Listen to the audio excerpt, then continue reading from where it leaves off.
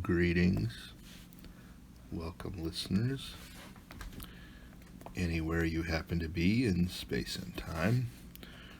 Returning to our reading of Jurgen, A Comedy of Justice by James Branch Cabell from 1919. Chapter 29, concerning Horvendil's nonsense. It was on a bright and tranquil day in November, in the period which the people of the field called the summer of Alcinae, that Jurgen went down from the forest, and after skirting the moats of Pseudophilus, and avoiding a meeting with any of the town's dispiritingly glorious inhabitants, Jurgen came to the seashore. Chloris had suggested his doing this in order that she could have a chance to straighten things in his cabin while she was tidying her tree for the winter, and could so make one day's work serve for two. For the Dryad of an oak tree has large responsibilities, what with the care of so many dead leaves all winter, and the acorns being blown from their places and littering up the ground everywhere, and the bark cracking until it looks positively disreputable, and Jurgen was at any such work less a help than a hindrance. So Chloris gave him a parcel of lunch and a perfunctory kiss, and told him to go down to the seashore and get inspired and make up a pretty poem about her. "And do you be back in time for an early supper, Jurgen?" says she, but not a minute before. Thus it befell that Jurgen reflectively ate his lunch in solitude and regarded the Euxine. The sun was high, and the queer shadow that followed Jurgen was huddled into shapelessness. This is indeed an inspiring spectacle, Jurgen reflected. How puny seems the race of man in contrast with this mighty sea, which now spreads before me like as so-and-so has very strikingly observed a something or other under such and such conditions. Then Jurgen shrugged. Really, now I think of it, though, there is no call for me to be suffused with the traditional emotions.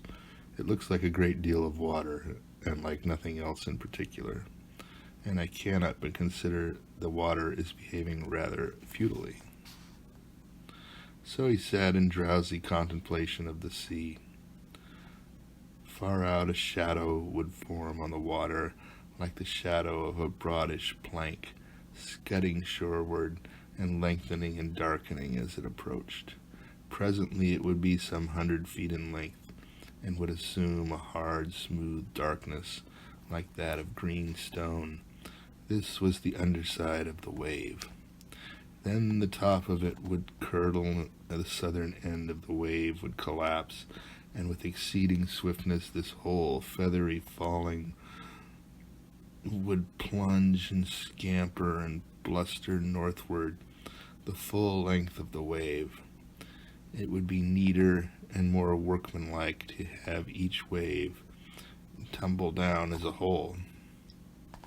From the smacking and the splashing, what looked like boiling milk would thrust out over the brown, sleek sands, and as the mess spread, it would thin to a reticulated whiteness, like lace, and then to the appearance of smoke sprays clinging to the sands.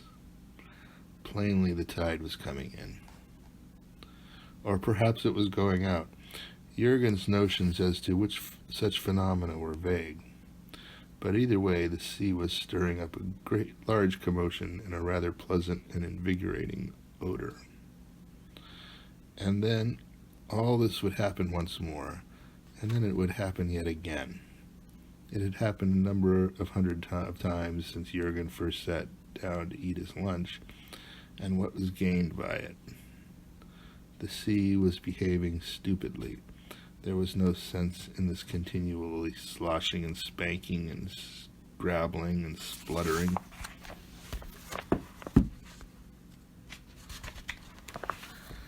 Then Jurgen, as he nodded over the remnants of his lunch. Sheer waste of energy, I am compelled to call it, said Jurgen aloud, just as he noticed there were two other men on this long beach. One came from the north, one from the south, so that they met not far from where Jurgen was sitting. And by an incredible coincidence, Jurgen had known both of these men in his first youth. So he hailed them, and they recognized him at once. One of these travelers was the Horvendil who had been secretary to Count Emmerich when Jurgen was a lad, and the other was Perion de la Forêt, that outlaw who had come to Bellegarde very long ago disguised as the Vicomte de Poussin. And all three of these old acquaintances had kept their youth surprisingly. Now Horvendil and Perion marveled at the fine shirt which Jurgen was wearing. "Why, you must know," he said modestly, "that I have lately become king of Eubonia and must dress according to my station." So they said they had always expected some such high honor to befall him, and then the three of them fell to talking, and Perion told how he had come through Pseudophilus on his way to King Theodorce at Lacri Kai, and how in the marketplace at Pseudophilus he had seen Queen Helen. "She is a very lovely lady," said Perion, "and I marveled over her resemblance to Count Emmerich's fair sister, whom we all remember." "I noticed that at once," said Horvendil, and he smiled strangely, "when I too passed through the city." "Why, but nobody could fail to notice it," said Jurgen. "It is not, of course, that I consider her to be as lovely as Dame Melisande," continued Perion, "since, as I have contended, in all quarters of the world there has never lived and will never live any woman so beautiful as Melisande. But you gentlemen appear surprised by what seems to me a very simple statement.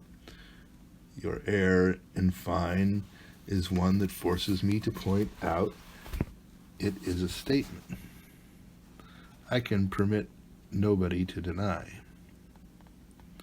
And Perion's honest eyes had narrowed unpleasantly, and his sun-browned countenance was uncomfortably stern. "Dear sir," said Jurgen hastily, "it was merely that it appeared to me the lady whom they call Queen Helen hereabouts is quite evidently Count Emmerich's sister, Dorothy la Désirée." "Whereas I recognized her at once," says Horvendil, "as Count Emmerich's third sister, La Belle Étard." And now they started at one another, for it was certain that these three sisters were not particularly alike.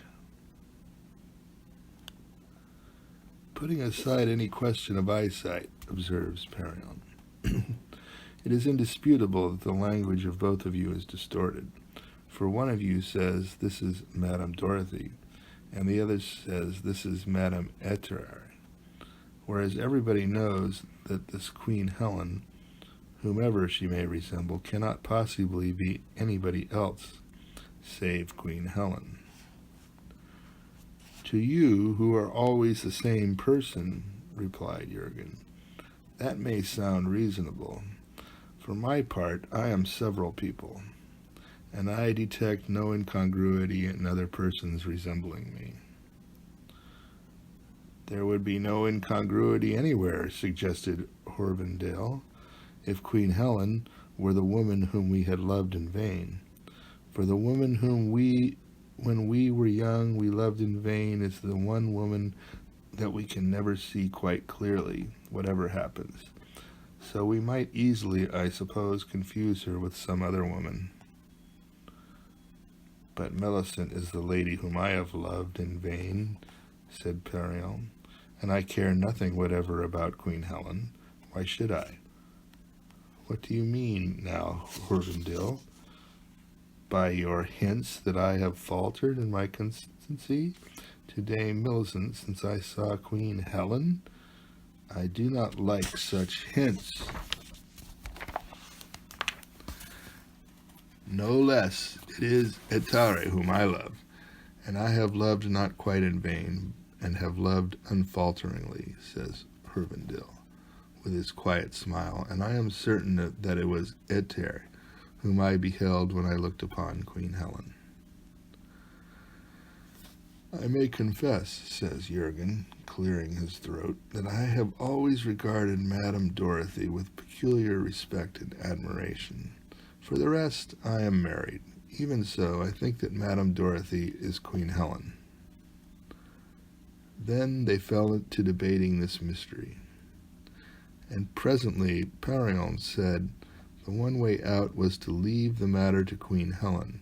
She at all events must know who she is. So do one of you go back into the city and embrace her knees, as is the custom of this country, when one implores a favor of the king or the queen, and do you then ask her fairly? Not I, says Jurgen. I am upon terms of some intimacy with a Hamadryad just at present. I am content with my Hamadryad, and I intend never to venture into the presence of Queen Helen any more in order to preserve my contentment. Why, but I cannot go, says Parion, because Dame Millicent has a little mole upon her left cheek, and Queen Helen's cheek is flawless. You understand, of course, that I am certain this mole immeasurably enhances the beauty of Dame Millicent, he added loyally. None the less, I mean to hold no further traffic with Queen Helen. Now, my reason for not going is this, said Horvendil, that if I attempted to embrace the knees of Etare, whom people hereabouts call Helen, she would instantly vanish. Other matters apart, I do not wish to bring any such misfortune upon the island of Luque. But that, said Parion, is nonsense. Of course it is, said Horvendil. That is probably why it happens. So none of them would go, and each of them clung nonetheless to his own opinion about Queen Helen, and presently Parion said they were wasting both time and words, and Parion bade the two farewell, and Parion continued southward toward Lacroquis, and as he went he sang a song in honor of Dame Millicent, whom he celebrated as heart of my heart, and the two who heard him agreed that Parion de la Forêt was probably the worst poet in the world. Nevertheless, there goes a very chivalrous and worthy gentleman, said Horvendil, intent to play out the remainder of his romance. I wonder if the author gets much pleasure from these simple characters. At least they must be easy to handle. I cultivate a judicious amount of gallantry, says Jurgen. I do not any longer aspire to be chivalrous. And indeed, Horvendil, it seems to me indisputable that each one of us is the hero in his own romance, and cannot understand any other person's romance, but misinterprets everything therein, very much as we three have fallen out in the simple matter of a woman's face. Now young Horvendil meditatively stroked his own curly and reddish hair, brushing it away from his ears with his left hand, as he sat there staring meditatively at nothing in particular. I would put it, Jurgen, that we three have met like characters out of three separate romances, which the author has composed in different styles. That also, Jurgen submitted, would be nonsense. But perhaps the author very often perpetrates nonsense. Come, Jurgen, you who are king of Eubonia, says Horvendil, with his wide-set eyes a twinkle. What is there in you or me to attest that our author has not composed our romances with his tongue in his cheek. Monsieur Horvendil, if you are attempting to joke about Cochet, who made all things as they are, I warn you, I do not consider that sort of humor very wholesome. Without being prudish, I believe in common sense, and I would vastly prefer to have you talk about something else. Horvendil was still smiling. You look some day to come to Cochet, and you call the author, as you call the author. That is easily said and sounds excellent. But how will you recognize Cochet? And how do you know you have not already passed by Cochet in some street or meadow? Come now, King Jurgen, said Horvendil, and still his young face wore an impish smile. Come, tell me, how do you know that I am not Cochet, who made all things as they are? Be off with you, says Jurgen.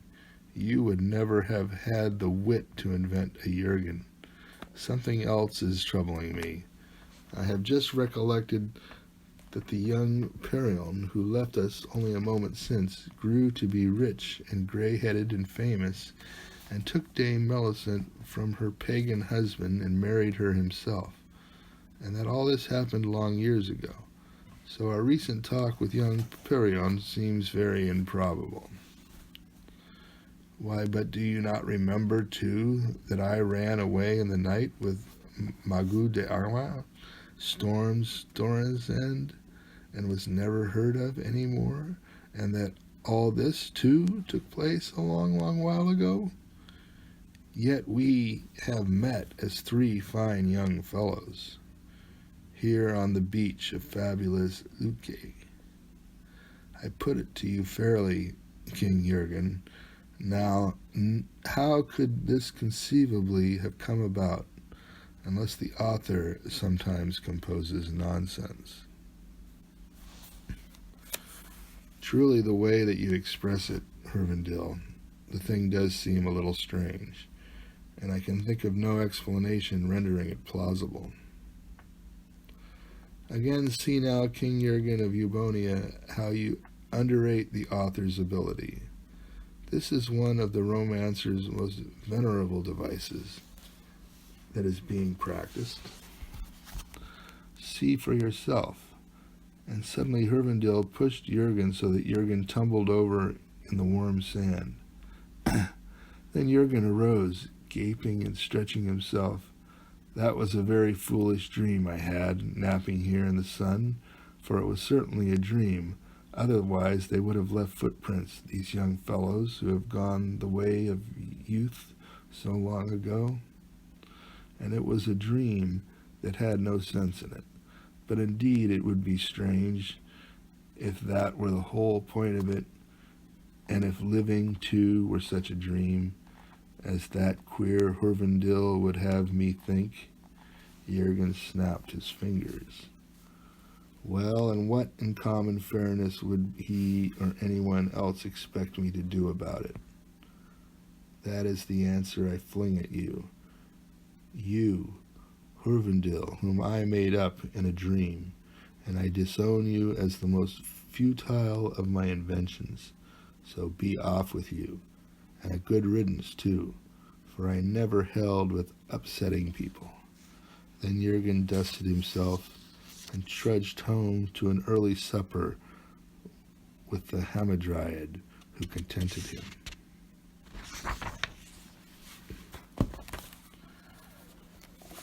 Chapter 30. Economics of King Jurgen. Now Jurgen's curious dream put notions into the restless head of Jurgen.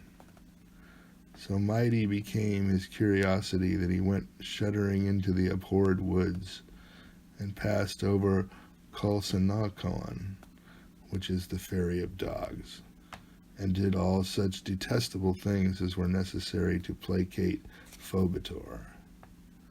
Then Jurgen tricked Phobetor by an indescribable device, wherein surprising use was made of a cheese and 3 beetles and a gimlet, and so cheated Phobetor out of a grey magic. And that night, while Pseudophilus slept, King Jurgen came down into the city of gold and ivory.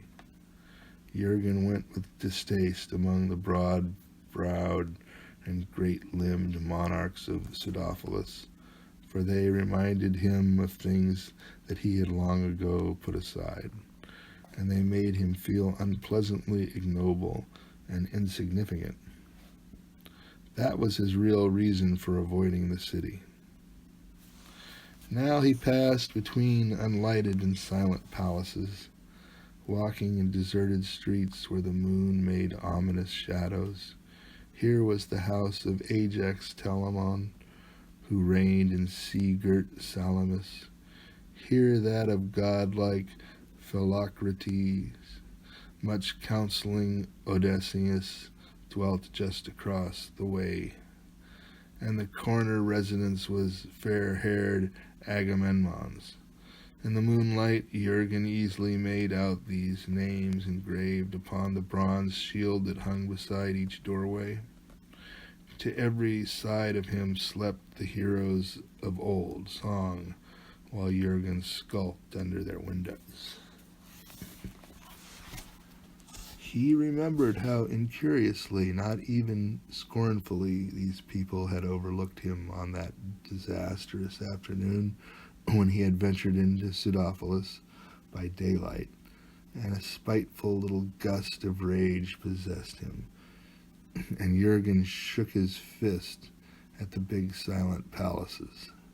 Yeah, he snarled, for he did not know at all what it was that he desired to say to these great stupid heroes who did not care what he said, but he knew that he hated them. And Jurgen became aware of himself growling there like a kicked cur who was afraid to bite, and he began to laugh at this Jurgen. "Your pardon, gentlemen of Greece," says he, with a wide ceremonious bow, "and I think the information I wish to convey was that I am a monstrous clever fellow." Jurgen went into the largest palace and crept stealthily by the bedroom of Achilles, king of men, treading a tiptoe, and so came at last into a little room paneled with cedar wood where slept Queen Helen. She was smiling in her sleep when he had lighted his lamp with due observance of the grey magic. She was infinitely beautiful, this young Dorothy, whom people hereabouts thought through some odd error called Helen. For Jurgen saw very well that this was Count Emmerich's sister, Dorothy la Désirée, whom Jurgen had vainly loved in the days when Jurgen was young alike in body and heart. Just once he had won back to her in the garden between dawn and sunrise, but he was then a time-battered burgher whom Dorothy did not recognize. Now he returned to her a king, less admirable it might be than some of the many other kings without realms who slept now in Pseudophilus, but still very fine in his borrowed youth, and above all armored by a grey magic, so that improbabilities were possible. And Jurgen's eyes were furtive, and he passed his tongue across his upper lip from one corner to the other, and his hand went out toward the robe of violet-colored wool which covered the sleeping girl, for he stood ready to awaken Dorothy la Désirée in the way he often awoke Calorus. But a queer thought held him. Nothing, he recollected, had shown the power to hurt him very deeply since he had lost this young Dorothy. And to affairs which threatened to result unpleasantly, he had always managed to impart an agreeable turn since then, by virtue of preserving a cool heart. What if by some misfortune he were to get back his real youth, and were to become again the flustered boy who blundered from stammering rapture to wild misery and back again, at the least word or gesture of a gold-haired girl? "Thank you, no," says Jurgen. The boy was more admirable than I, who am by way of being not wholly admirable. But then he had a wretched time of it, by and large. Thus it may be that my real youth lies sleeping here, and for no consideration would I reawaken it.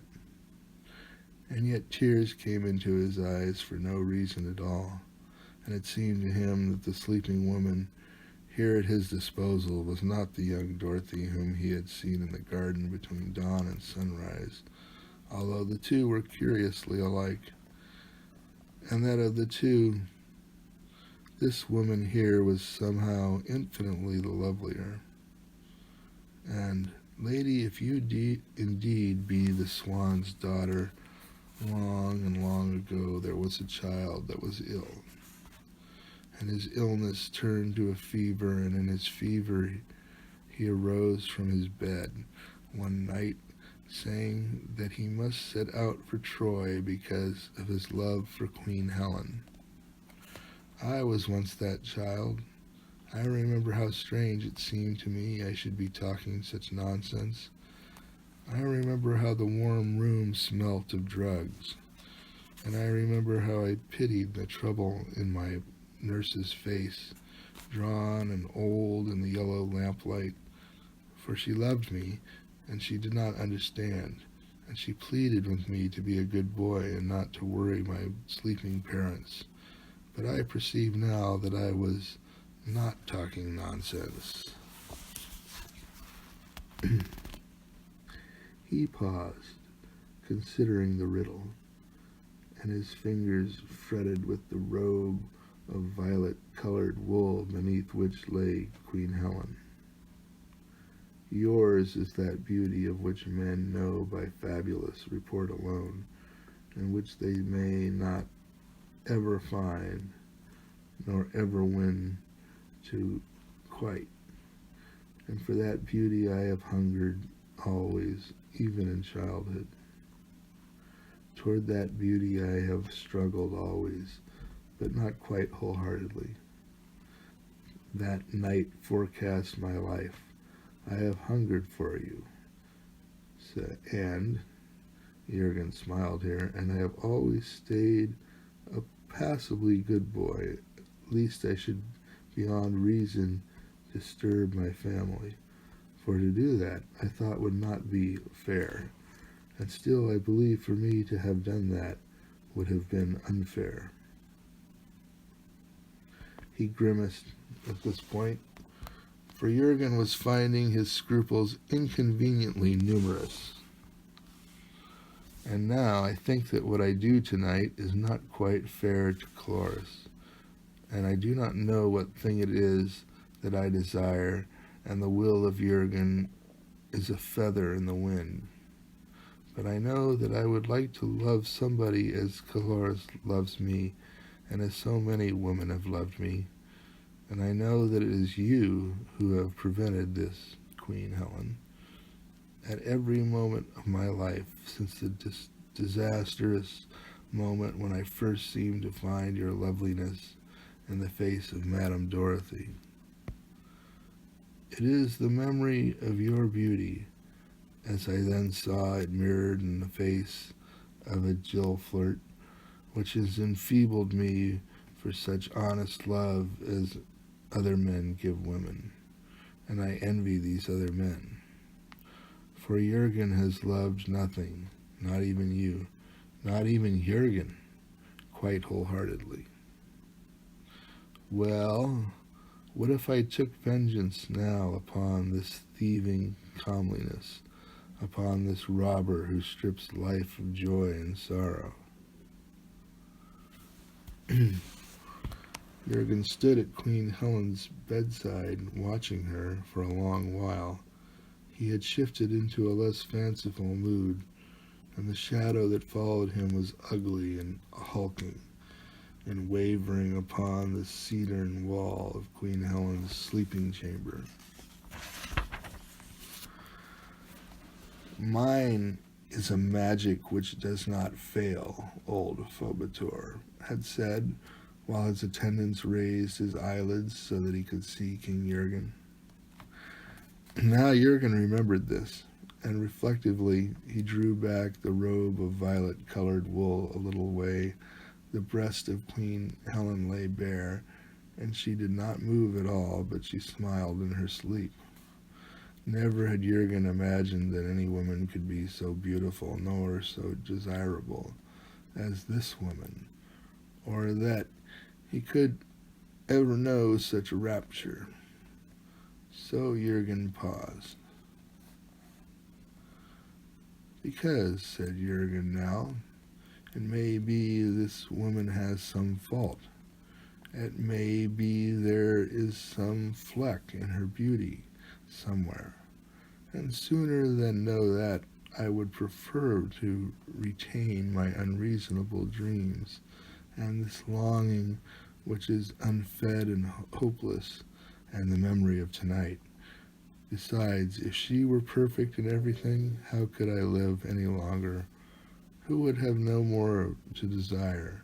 No, I would be betraying my own interests either way, and injustice is always despicable." So Jurgen sighed and gently replaced the robe of violet-colored wool, and he returned to his hamadryad. "And now that I think of it too," reflected Jurgen, "I am behaving rather nobly.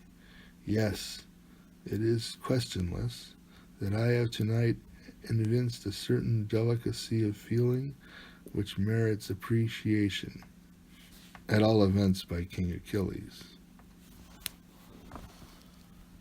So that's the end of that chapter.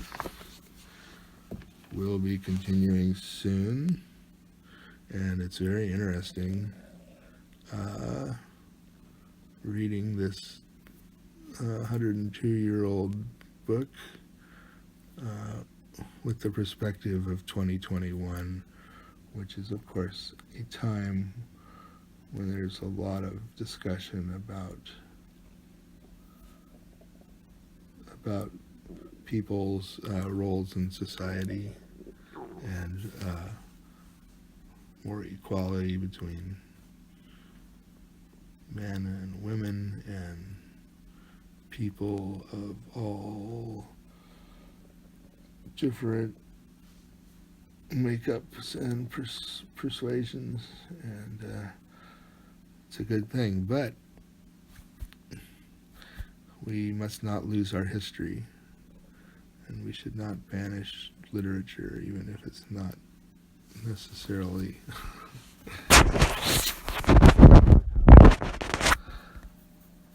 So that's the end of the editorial insert here.